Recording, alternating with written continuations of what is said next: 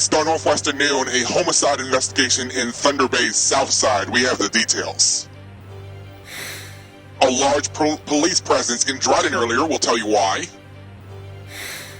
Recovery efforts in Afghanistan following earthquakes and aftershocks. Shaw chances return midweek, and we have MLB playoff action and NHL action to cover. Northwestern Noon begins now. From Lake Superior in Thunder Bay to Lake of the Woods in Kenora and everywhere in between, this is Northwest at Noon. Good afternoon, and thank you for joining us. The death of a male found in a south side home in Thunder Bay over the weekend is being investigated as a homicide.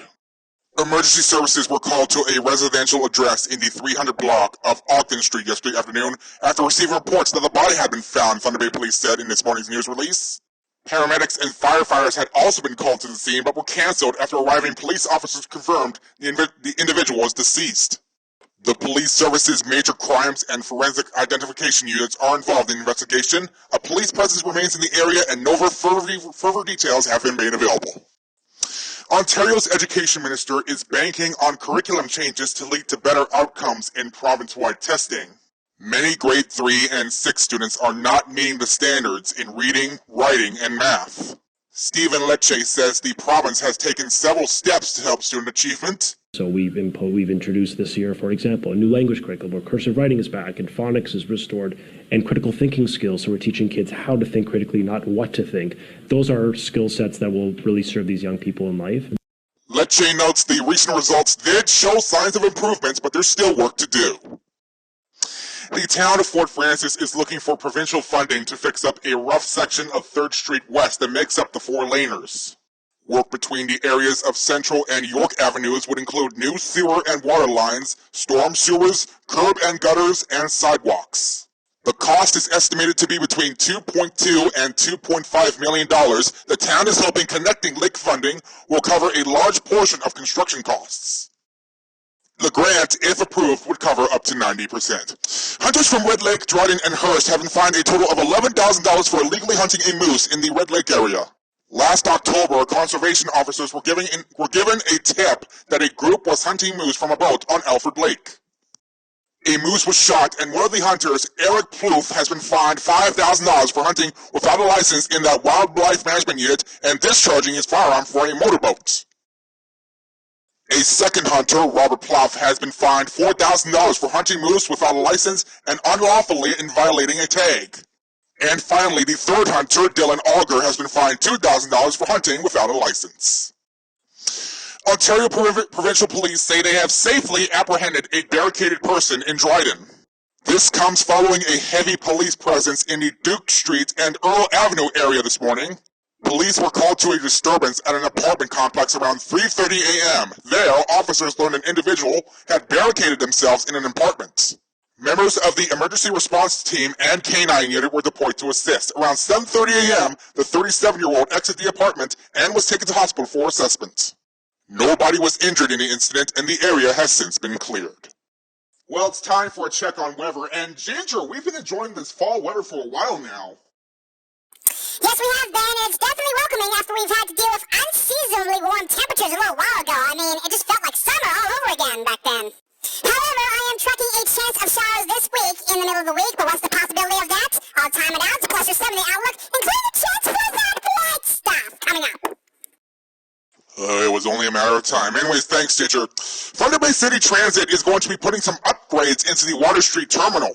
Manager Brad Lowoff calls it a tired facility that hasn't had any updates for a number of years. The work that we're doing first at the waterfront terminal, it will be working with the architectural firm that's been engaged.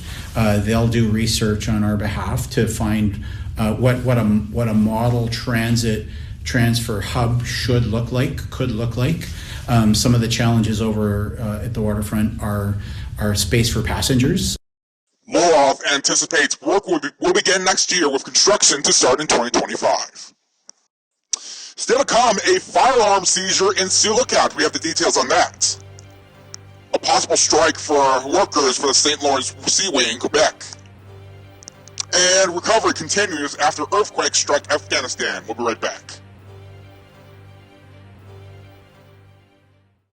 At Seven Generations Education Institute, we offer culturally enriched post-secondary education for everyone in the Treaty 3 territory and beyond. We are dedicated to supporting our students' needs by breaking down barriers to help you succeed. With mental health support, financial and cultural supports, free breakfast and lunch programs, and more, SGEI is there to help you achieve success with post-secondary education. Learn how SGEI can help you take the first step towards the future you envision. Visit sevengenerations.org today.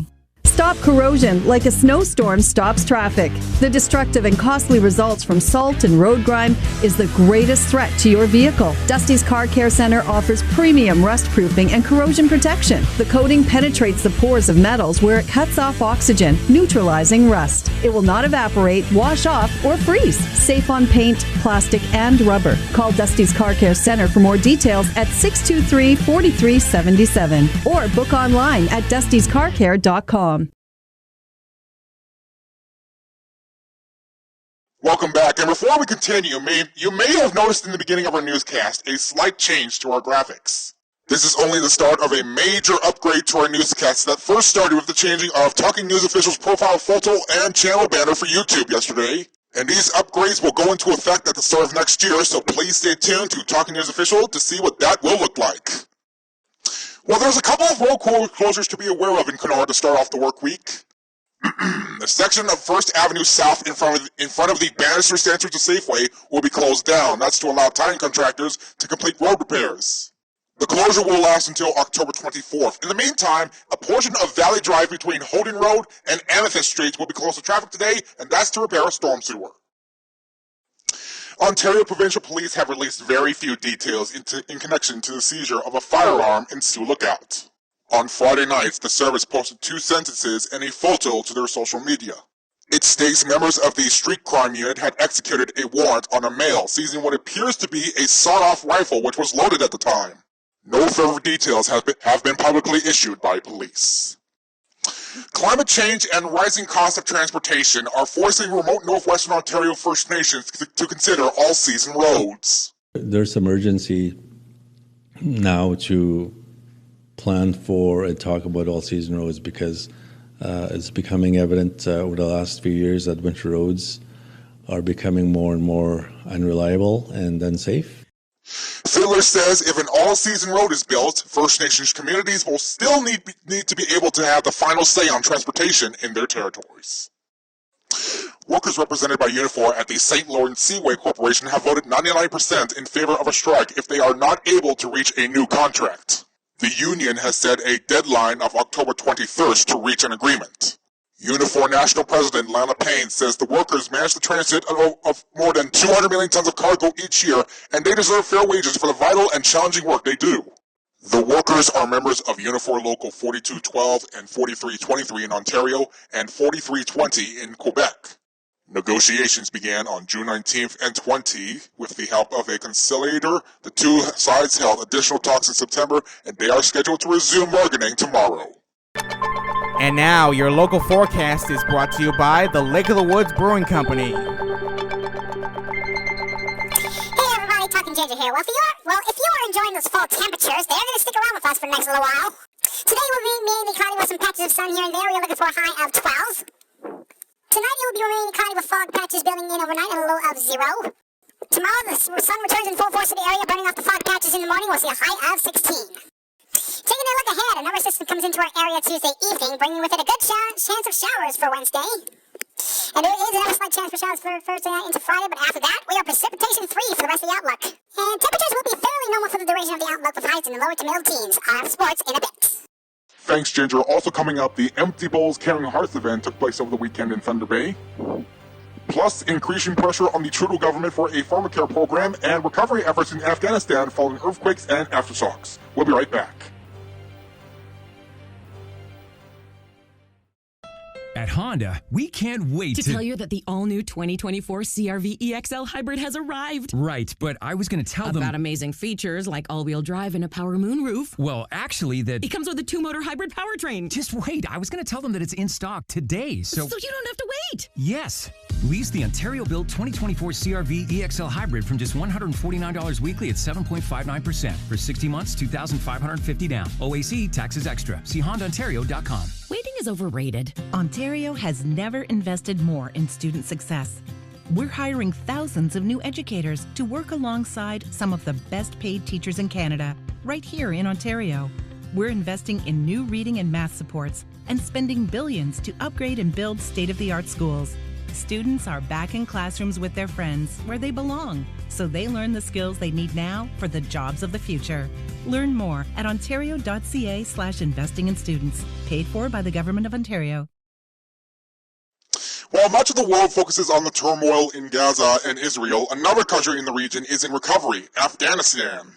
Over the past week, the country has been rocked by 4 earthquakes which have claimed the lives of more than 1,300 people, injured thousands of others, and completely leveled communities. 2 struck on October 7th and were followed up by 2 other seismic events on October 11th and 15th. All have been classified as a 6.3 on the Richter scale and localized in the city of Herat. The earthquakes were followed up by aftershocks, which vary between 5.5 and 5.9 on the Richter scale.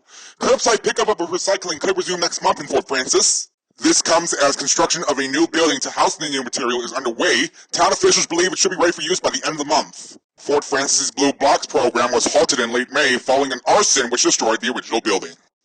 Hundreds of people supported the 24th annual Empty Bowls Caring Hearts event at the Moose Hall this weekend in Thunder Bay. Co-chair Robin Cooper says she's pleased with the turnout. I had a chance to chat with people as they went through the line, and people were so supportive, but this is really what Empty Bowls is about creating community, people getting together, seeing old friends, meeting new ones. That's why we have a lot of the long tables, so people can sit with others that they've never met before.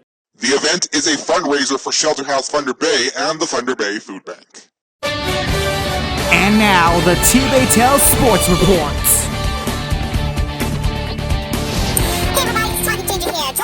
Shut down the Houston Astros, and the Leody Taveras homered as the Texas Rangers took the opener in the best-of-7 American League Championship Series 2-0. Game 2 goes this afternoon in Houston. The National League Championship Series gets underway tonight as Zach Wheeler and the Phillies face off against Zach Gallen and the Diamondbacks.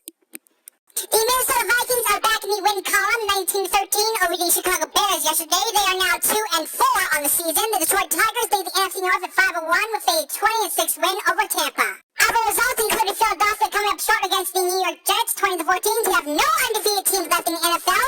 Elsewhere, Cleveland upset San Francisco, 19-17. 2 games in the NHL last night. Brady Tkachuk with a pair as Ottawa beat Tampa 5-2, and Anaheim upset Carolina 6-3. The Lakehead University Thunderwolves split their home opening series with Waterloo over the weekend. They won 4-3 on Friday, but lost 5-1 on Saturday. They will be back at home this Saturday against Ontario Tech. The Thunder Bay North Stars had a great weekend in Red Lake, winning 1-0 Friday and 3-2 in overtime on Saturday. Meanwhile, the Cameron Fighting Walleye won twice at home against Wisconsin, 93 on Friday night and 2-1 on Saturday. And that's your sports. Now back to you. Thanks, Ginger. The New Democrats are applying pressure on the Trudeau government for a pharmacare program. It was decided at its national convention over the weekend if there is no satisfactory plan, they'll pull the plug on the agreement, which keeps the Liberals in power. The NDP say it's the biggest priority as Parliament resumes this week. And finally, before we go, I just wanted to deliver a statement on the whereabouts of Talking Tom. He's doing fine and should be back next week, so hopefully you guys will stay patient. But anyways, that is going to wrap things up here on Northwest at Noon. Have yourselves a great rest of your day, and I'll see you right back here tomorrow.